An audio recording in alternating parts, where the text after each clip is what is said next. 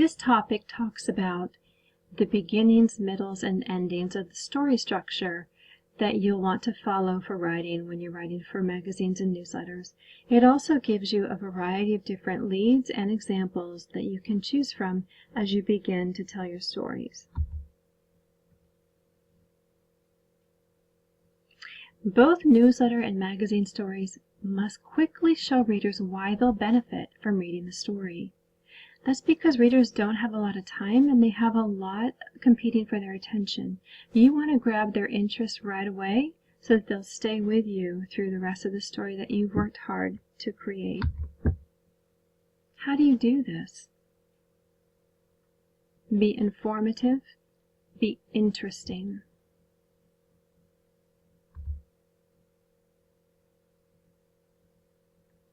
Noticing the details helps to be interesting. Ernest Hemingway says, "Most people never listen, nor do they observe.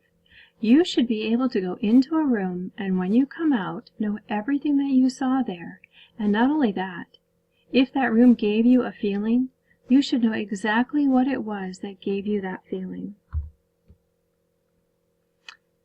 So in general, strategic writing should always inform the reader.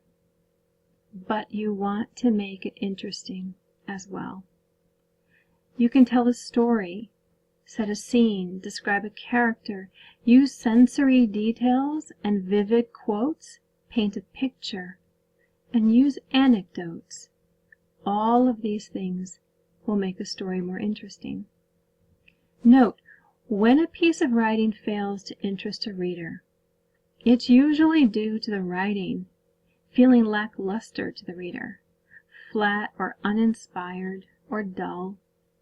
Details add dimension and energy to your writing.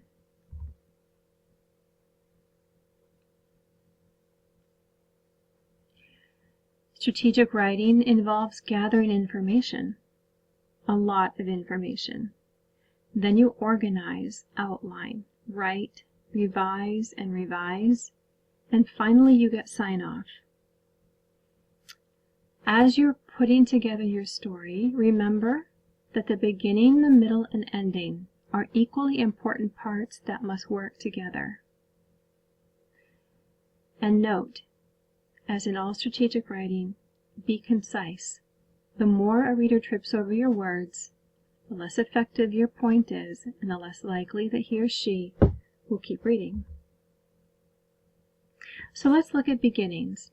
In this section, I'm going to offer a number of different leads you can choose from and the examples. There's more possible types of leads than I've included here, and I've added a few more than the ones that are listed in our textbook.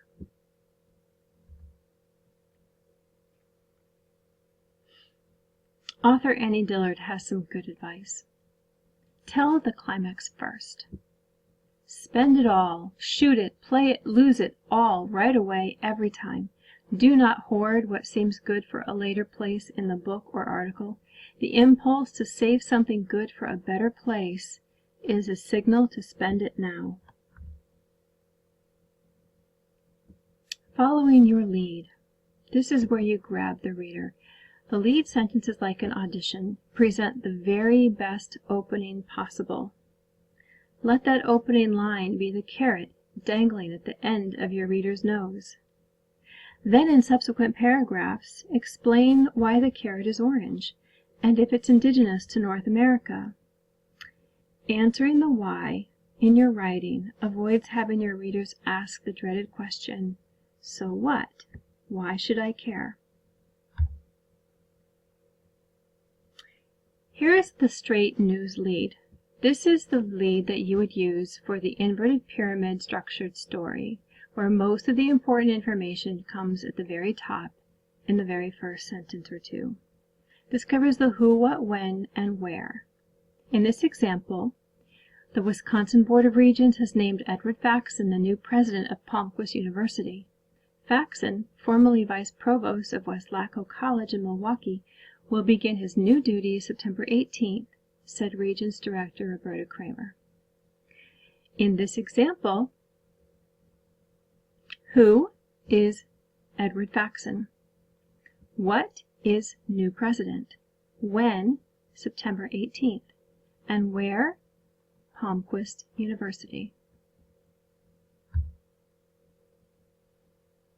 The scenario lead recreates a place so readers can see the backdrop of the story. The key here for success is to not give too much detail, still allowing your reader to use their imagination.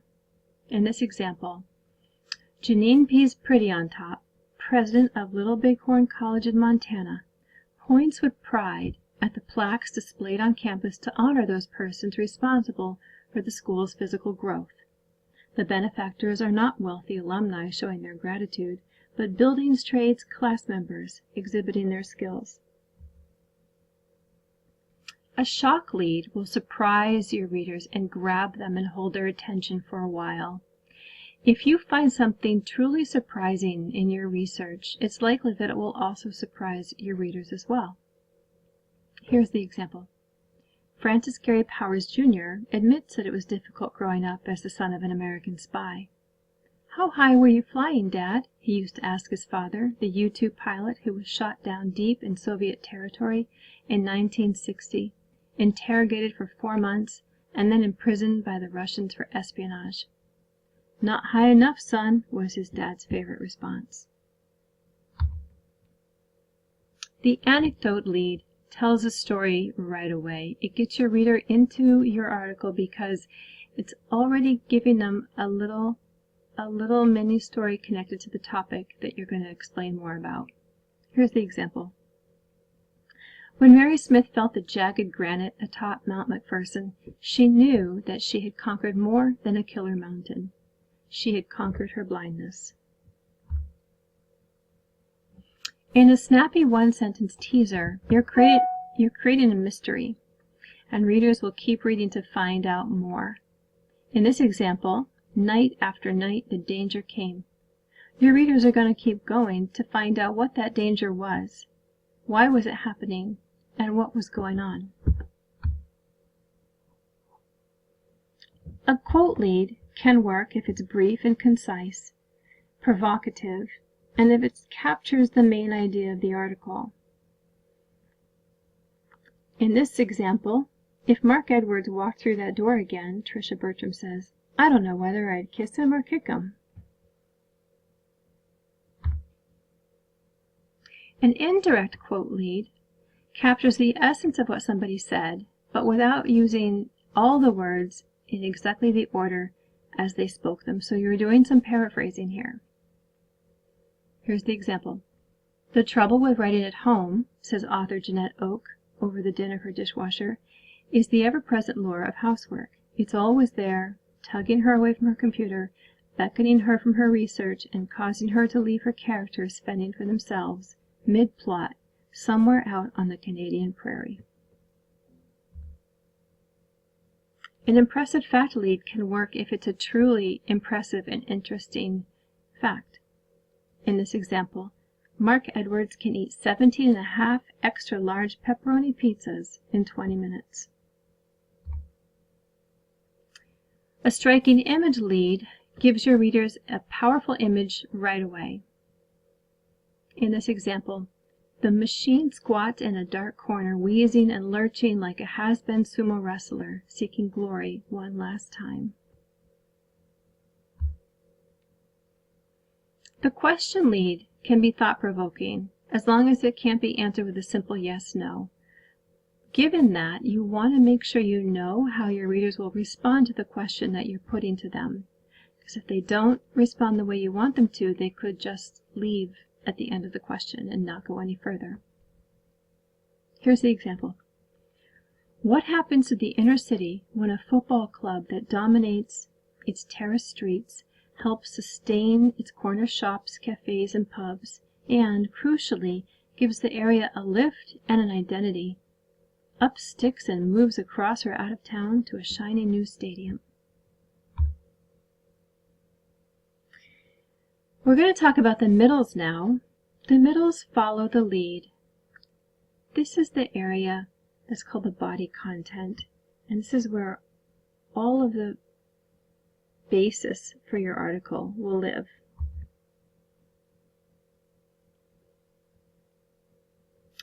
So why is the carrot orange? Once the lead has established who and what, maybe even when and where, the subsequent paragraphs build on that information and put it into the broader context of the story. This is where you organize the major parts that you want to say. Here is where you give the reader more facts, more anecdotes, and more quotes, because here is where you're answering why.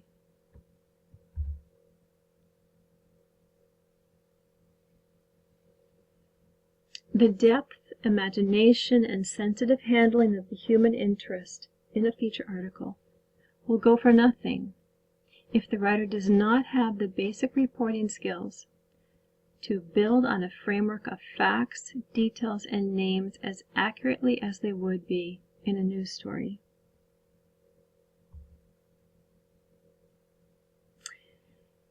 Conclusions in a magazine and newsletter writing are pretty important.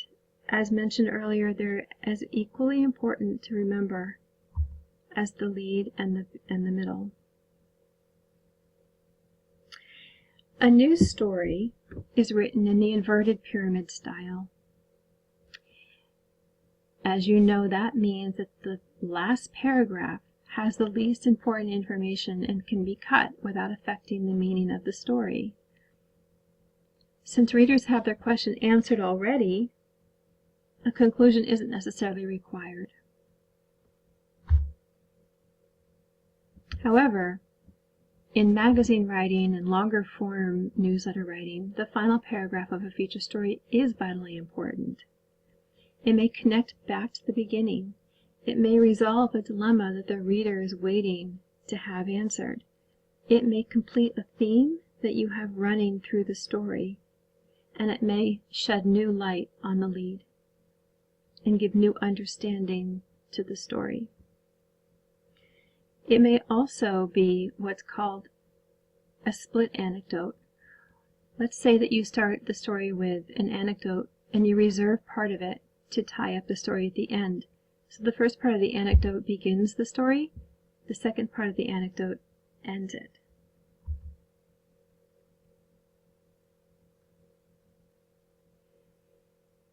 Remember now, effective endings will wrap up your story. They may contain the story's most important facts or entertaining moments. It may be a dramatic summary, and it may refer back to something mentioned in the beginning.